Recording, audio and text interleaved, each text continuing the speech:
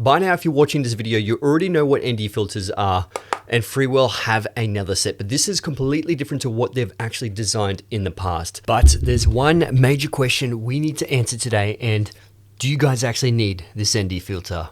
Let's get into it. Now, there are three major things that actually stand out with this filter compared to the older filters or even other filters. And there are also three things that are actually quite handy and kind of a bonus thing. So the first one we have to talk about is attaching the ND filter to the lens. So essentially you get four options here. You've got your 67 filter thread, 72, 77, and 82 millimeter front filter thread. And all you need to do is choose the correct one, screw it onto the front of the lens, and then take the main unit and put that directly onto that adapter. So all you need to do is press those two tabs on the side, slot it directly in, and tighten those two knobs on either side. And once they're all tightened, it's pretty simple. It's on and it won't come off. And if you do need to take it off, untighten those knobs on the side again, press the two buttons and slide it straight off. Whereas the older version, you actually had to screw and obviously unscrew it on and off. Now, Freewell do claim that they are true color, and that's probably the one thing that's been missing with the other Freewell filters is that they always had a warm cast, and that is not a bad thing because a lot of people tend to like that warmer look. But this one actually leaves the colors how they're actually shot, and that gives you more interpretation in post-production to be, color grading at however you want. Especially if you do have 10-bit color, you can just push and pull colors, like there is no tomorrow. And when you actually look at this color chart here, you can see this is without the ND filters, and then when you actually put the Freewell ND filters on, the colors are pretty much exactly the same. Now we have a look at the Nisi true colors because that's meant to be true color as well. And that seems to be very similar when it comes to true color. And then we have a look at the Tilta Mirage matte box system. And I really didn't think there was much of a color difference, but yes, you can see it does more so tilt towards, the warmer side, as well as the older Freewell one that you can see right here. Now, if you don't know what a vector scope is, essentially this is this giant wheel here that mimics the colors that are actually on the color checker. And if you can see this line right down the left-hand side here, that is actually the skin tone line. So if you do have a character in the scene, you can highlight the skin tones and see if the skin tones match up with that skin tone line. Now we'll toggle on and off with no ND and the Freewell ND, and you can see the difference here. There's almost no change to the colors. And now we actually toggle on and off with the old Freewell ND filter. You can see it pushes way more towards the warmer colors and actually takes away from the teal and bluer colors, which gives you that overall warmer cast. So when it comes to color casting, I know it doesn't matter for a lot of people because I know a lot of people use automatic white balance, and that will pretty much account for that, warmer tones and bring it back to what the skin tones normally are. But if you are someone like me who actually locks in white balance at like 56 or 5500 Kelvin the whole time, and it depends on the situation, but sometimes I do a custom white balance, that can throw you off a little bit. But if you do custom white balances, bring that white card and do a custom white balance right there with the filter on in that lighting scenario. And that's going to tell the camera the true color of what the scene actually is. Now, the third major change that they've done here is the drop-in filter system. And this is the one that makes the difference between this filter and pretty much any other filter out there. And you don't actually have to have a large matte box on the front. So you just pull the top down and then you can slide it directly through. And if you do want that gradient filter, there is a bottom part that you can actually pull as well. And it can slide and you can make adjustments up and down for that gradient filter. And this is one of the major stylistic choices they had in Top Gun in the old version, and the new cinematographer actually matched it in the new version as well. Now we have to talk about the accessories that you can actually get with this. So this one that you've been seeing is the Tiffin Pro Mist, and it's the 1/8 strength. And this essentially is the 1/4 strength mist. And whoa, look how misty that is. And it's a snow mist. So you can see there's a lot more mist in this section as opposed to the Tiffin one. You can see the mist is different from here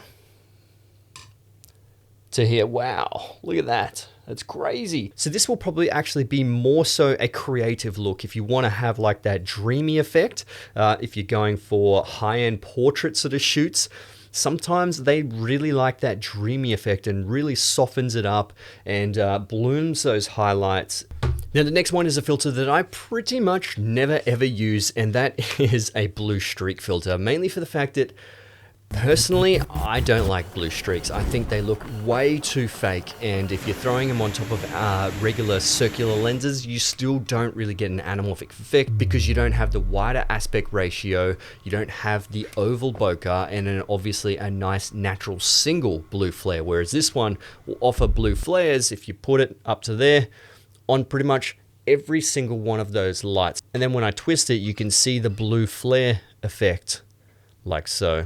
And you know, it's a stylistic choice, but in my opinion, I don't like it. I don't think it looks good, but it is there in case you actually need it, and it works exactly the same. Slip it straight in and she's fine.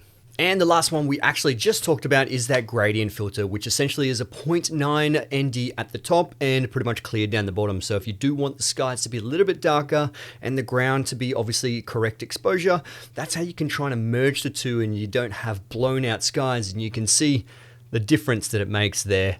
It's really cool and can be used in a lot of different situations, especially some pretty hot Australian summer days. But let's move on to the 3 things that I think, you know, are standout features, but are still worth mentioning. Now, the first one is this bubble on the top there. So that's how you can sort of line it up to the top of your lens. And if you can see, if your horizon is nice and level, but a lot of cameras, especially the alpha cameras, do have a bubble feature in there where you can literally see if you're holding your camera nice and steady. And it is a cool feature, especially if you do, you know, end up putting this on landscape photography, even holding it for video. It just gives you a quick little reminder. You know, it's just one of those things where it's better to have it than not have it. Now, the second one has to be the 1 to 5 stops. Now, a lot of ND filters actually tend to be 2 to 5 stops, whereas this one goes right down to 1. So you can suit those sort of not so bright situations where you kind of need a little bit of ND, but you know, not to the level of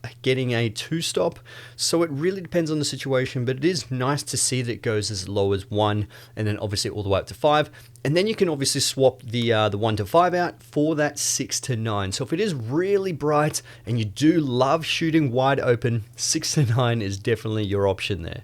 Now, I think the last one has to come down to the brand new case. And, you know, it is something small and not a lot of people buy something specifically for the case, but don't get me wrong, it is larger than the last one, but it is nice and solid. It seems to be like a hard material. I don't even know what material is inside, but it's a hard material inside. There's magnetic clips on the front, so it kind of clips nice and shut, which is always cool. But this one has your adapters inside as well, your 67, 72, 77, and 82. And then obviously you can store your 6 to 9 stop ND and then put these ones directly inside as well.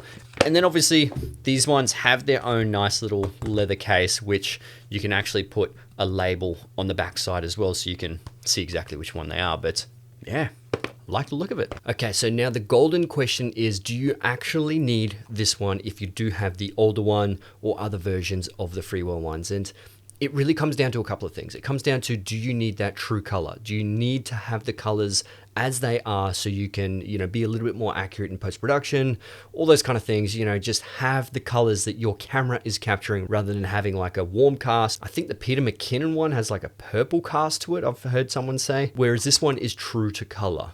And the second one is, do you need the drop-in filters? Do you need to have the ability to put drop-in filters on top of the ND filters? That's probably, you know, one of the game changers about this design is that they do have that ability to slide in those drop-in filters. It's almost like a matte box system where you can have a couple of different cartridge trays and different filters and stylistic filters in here. So yeah, they're the 2 major reasons why you might want to change over. And if you don't need those, don't buy it. Absolutely not. Stick with the older version. It's perfectly fine.